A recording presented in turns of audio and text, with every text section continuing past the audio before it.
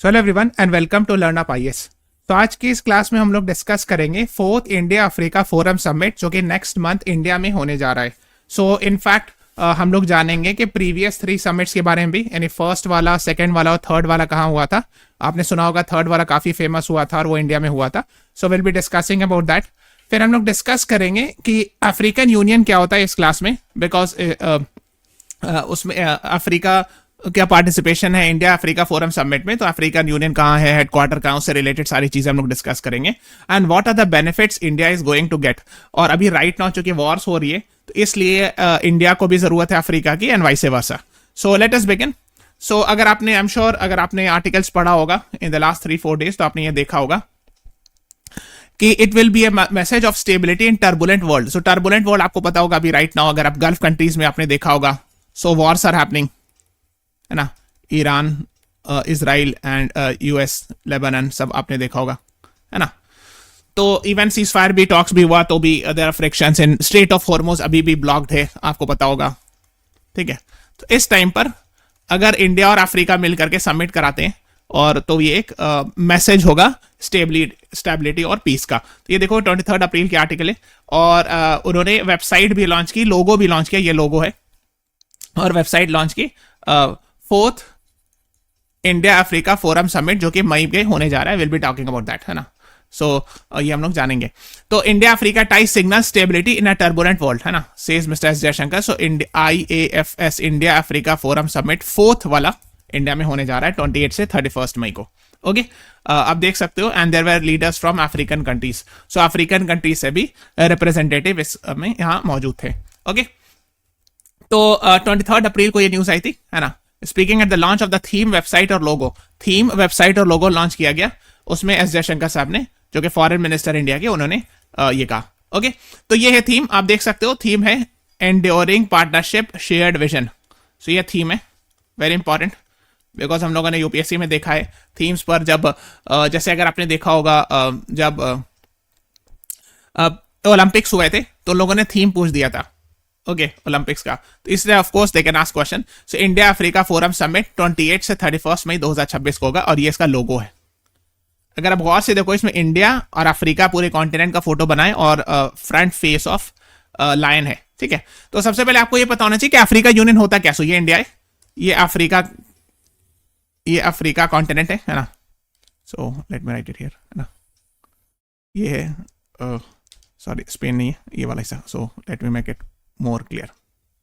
सो ये अफ्रीका हो गया, ठीक है, ये इंडिया हो गया। सो अफ्रीका की कंट्रीज ने एक ग्रुपिंग बनाया है अफ्रीकन यूनियन, जो 55 मेंबर कंट्रीज है ना।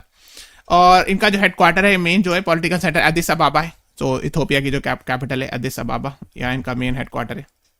सो जिस तरह यूरोपियन यूनियन होता है, similar to that African union भी एक ग्रुपिंग है, ठीक है। सो ये आपको पता होना चाहिए। ओके, तो अब होता यह है कि एक चीज और आपको पता होना चाहिए कि G20 2023 में जो G20 समिट हुआ था इंडिया में, तो इंडिया ने अफ्रीकन यूनियन को, सो G20 में जनरली 19 कंट्रीज होते थे और यूरोपियन यूनियन होते थे। सो इंडिया ने इनेबल करवाया, जब इंडिया ने समिट किया था 2023 में, तो अफ्रीकन यूनियन को भी ऐड किया गया था एज ए मेंबर। हालांकि उसको G20 लिखा जाता आज भी, लेकिन African union as a grouping भी उसका पार्ट है। नाउ तो अब लेट्स टॉक अबाउट दिस। तो दिस ईयर जो fourth India Africa forum summit होगा उसके रिलेटेड चीजें डिस्कस करते हैं। सो मिस्टर एस जयशंकर ने कहा कि कॉम्प्लेक्स जियोपॉलिटिकल जियो इकोनॉमिक चैलेंजेस है ना, अभी right now geopolitical challenges international level पर और जियो economic, because of course Jio politics से जियो इकोनॉमिक्स रिलेटेड है। सो अगर इंटरनेशनल पॉलिटिक्स जो है, अगर यहाँ पे फॉर एग्जाम्पल यहाँ पे फ्रिक्शन है इस रीजन में, स्पेशली स्ट्रेट ऑफ हॉर्मुज, आपको पता होगा ये वाला, this one is strait of Hormuz. So उससे इकोनॉमी पर भी इंपैक्ट पड़ता है। कैसे पड़ता है आपको पता होगा, यहां से ऑयल एंड नेचुरल गैस आता है फॉर अस ऑल्सो। तो यहां से क्या क्या आता है, ऑयल, नेचुरल गैस, और एक और चीज जो बहुत कम लोग आइडेंटिफाई कर रहे हैं वो है फर्टिलाइजर। सो अगर स्टेट ऑफ हॉर्मुज ब्लॉक हो जाता है तो एलपीजी क्राइसिस, पेट्रोल क्राइसिस के साथ साथ फर्टिलाइजर क्राइसिस भी हो सकता है। What is fertiliser crisis? मतलब ये कि अगर फर्टिलाइजर की कमी होगी तो एग्रीकल्चर प्रोडक्टिविटी डिक्रीज होगा, उससे फूड सिक्योरिटी पर इंपैक्ट पड़ सकता है। सो ये आपको पता होना चाहिए। ओके, सो इसीलिए अगर आपने देखा होगा, एस जयशंकर साहब ने कहा कि द थीम की तो बात होगी, S Jaishankar remarks obliquely refer to the situation in Gulf. तो उन्होंने कहा कि जब जियोपॉलिटिकल इंस्टेबिलिटी है, तो इशारा वही कर रहे थे, है ना, कि message of stability in a turbulent world. तो टर्बुलेंट वर्ल्ड वही जो गल्फ रीजन में वॉर्स एटसेट्रा हो रहा है उसके तरफ इशारा किया जा रहा था, और उसकी वजह से ग्लोबल एनर्जी क्राइसिस है। So in view of the disruption supply of items such as petroleum, natural gas and fertiliser, India is looking for alternate options. तो हम लोग को कहीं और देखना पड़ेगा, खासकर फर्टिलाइजर के लिए। तो उसमें लिख रहे हैं कि कतर, सऊदी अरब, बहरीन से लेते थे, लेकिन अब जो है देखो, पहले हम लोग कहाँ से लेते थे, यहाँ पर कतर है, ये वाला कतर है, ये सऊदी अरब है, यहाँ पे बहरीन है कतर के ऊपर, ठीक है। तो अब जो है स्टेट ऑफ हॉर्मुज से आना मुश्किल है शिप, तो इसीलिए डिफिकल्ट हो जाएगा। और आपको पता होगा ऑयल एंड नेचुरल गैस इस रीजन में ज्यादा होता है।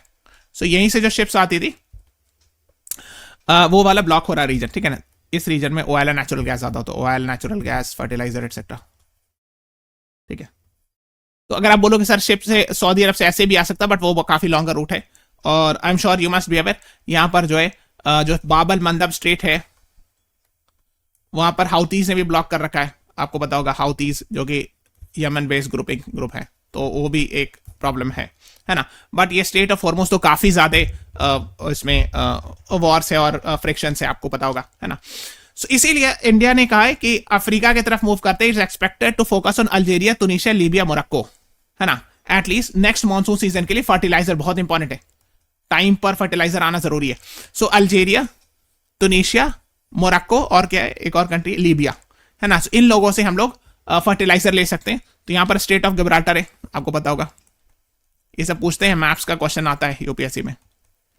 स्टेट ऑफ गिब्राल्टर है, मेडिटेरेनियन सी और अटलांटिक ओशन को कनेक्ट करता है। तो लीबिया से निकल के ये तुनिशिया, अल्जीरिया से, या मोरक्को से तो ऐसे भी आ सकता है ना।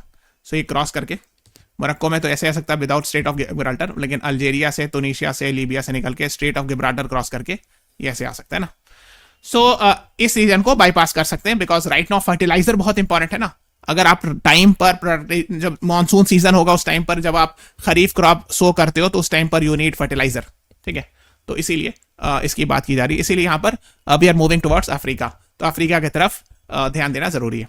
तो हम लोग जानते हैं इंडिया अफ्रीका फोरम समिट, ये सबसे पहला जो हुआ था 2008 में हुआ था, ओके, और न्यू दिल्ली में हुआ था। So first India Africa forum summit new Delhi में हुआ था 2008 में, जिसमें सारे अफ्रीकन यूनियन कंट्रीज नहीं, बट 14 कंट्रीज अफ्रीकन यूनियन के और इनवाइट किए गए थे इंडिया में, है ना।